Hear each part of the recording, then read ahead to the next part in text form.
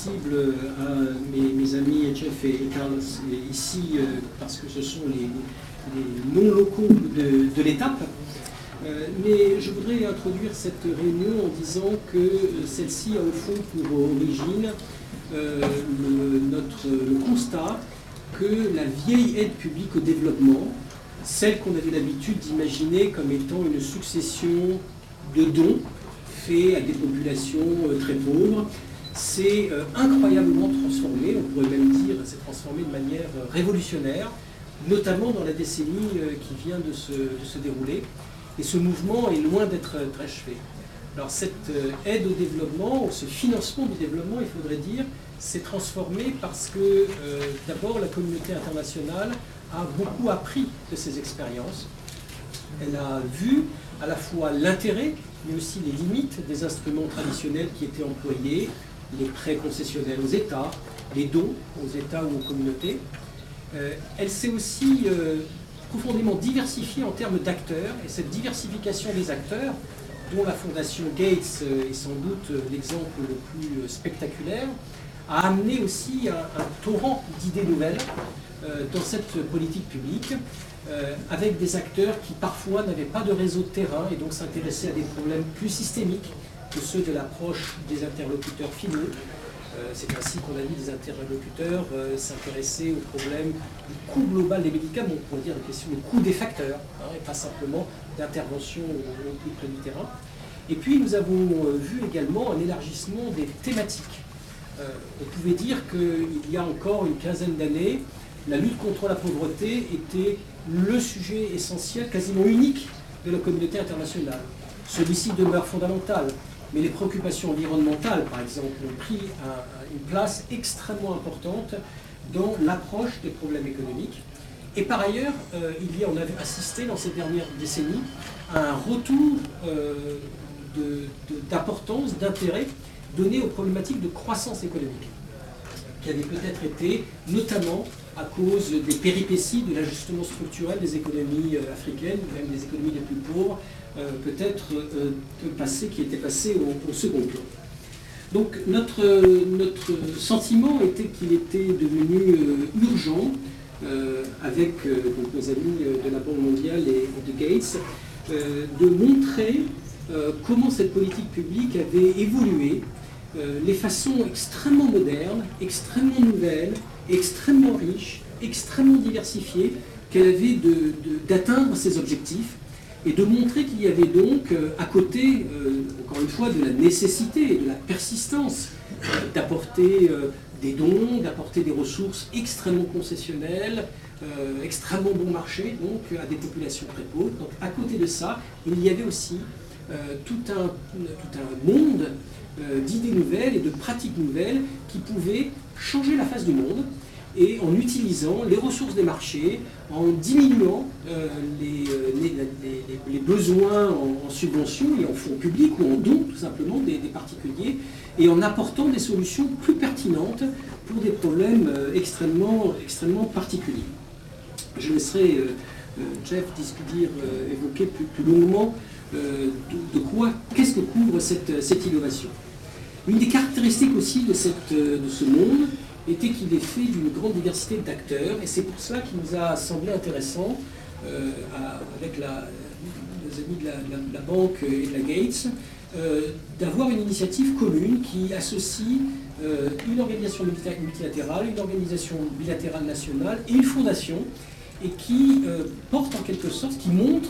que des acteurs de nature privée, bilatérale, gouvernementale, pouvaient avoir des objectifs communs, même si leurs pratiques professionnelles pouvaient être également différentes, et qu'au fond, une des images de cette innovation dans le monde, qui est symbolisée d'une certaine manière par les organisateurs de cette conférence, c'est le partenariat, l'association d'animaux, d'entités de nature extrêmement différentes, qui se mélangent et qui produisent du meilleur. En ce qui concerne notre maison, l'AFD, j'en dirai un mot extrêmement rapide.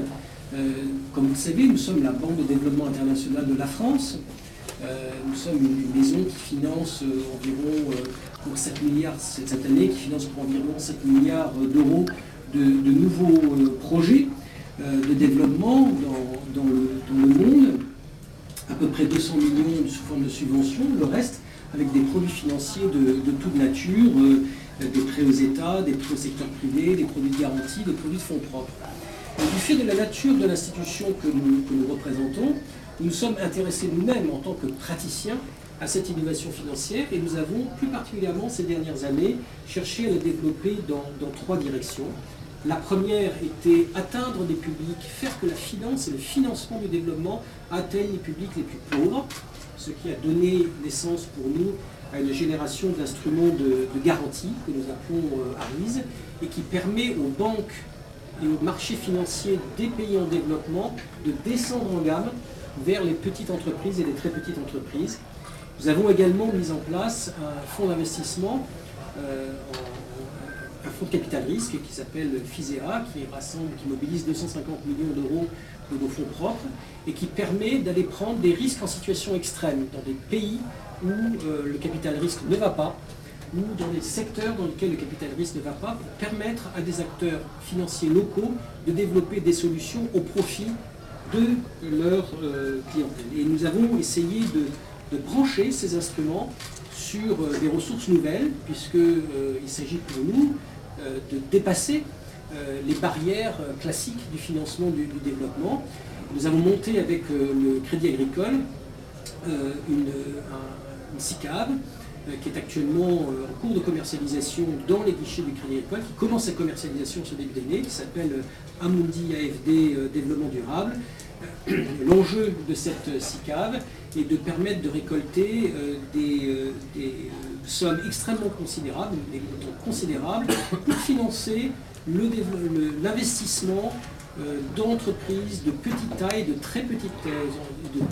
taille, dans des secteurs risqués, dans des pays risqués, tout en permettant aux investisseurs, vous et moi en fait, au travers de nos comptes bancaires, nos comptes sur livret, de bénéficier de garanties de solvabilité et de liquidité identiques à celles que nous aurions sur les produits d'épargne classiques. Point, je crois que c'est une très importante dimension de cette démarche de l'innovation financière pour le développement que de franchir les barrières du financement historique, éthique de la solidarité.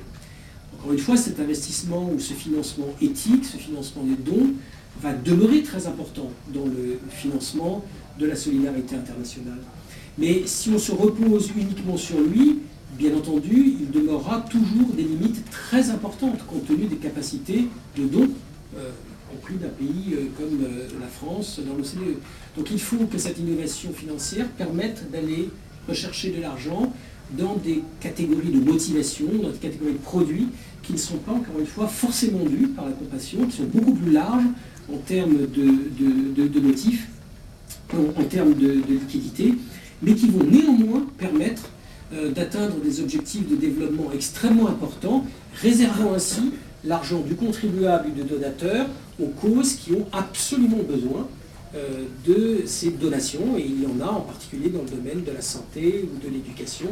ou des infrastructures de base dans les pays les plus pauvres.